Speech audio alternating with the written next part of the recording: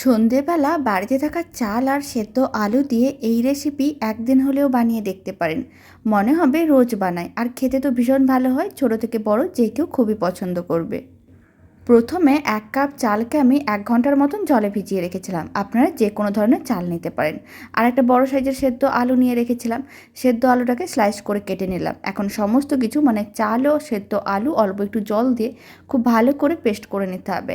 এইবার মিশ্রণটাকে একটা মিক্সিং বোলের মধ্যে নিয়ে নিতে হবে। তার মধ্যে দিতে হবে 1/2 কাপের মতন ময়দা, আর অল্প একটু লবণ দিলাম, চিনি দিলাম স্বাদ অনুযায়ী।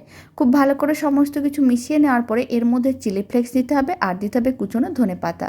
আবারও সমস্ত কিছু একসঙ্গে ভালো করে মিশিয়ে নেওয়ার পরে মিশ্রণটা অল্প অল্প করে এরকমই তেলের মধ্যে দিয়ে দিতে হবে, আর ফ্লেমটা মিডিয়ামেই রাখতে হবে। উল্টে পাল্টে লাল লাল করে ভেজে নিতে হবে। তাহলেই রেডি হয়ে যাবে দারুণ স্বাদের মুখরোচক রেসিপি। আপনার চাইলে নারকেলের চাটনি, না হলে বাদামের চাটনি, আর না হলে টমেটো কেচাপ দিয়েও পরিবেশন করে দেখতে পারেন। খেতে বেশ ভালো লাগে, আর আশা করি আপনাদেরও ভালো লাগবে। বানানোর জন্য খুব বেশি কিন্তু উপকরণের প্রয়োজন পড়ে না, আর রেসিপিটা নিরামিষ দিনেও বানানো যায়, খেতেও ভীষণ ভালো হয়।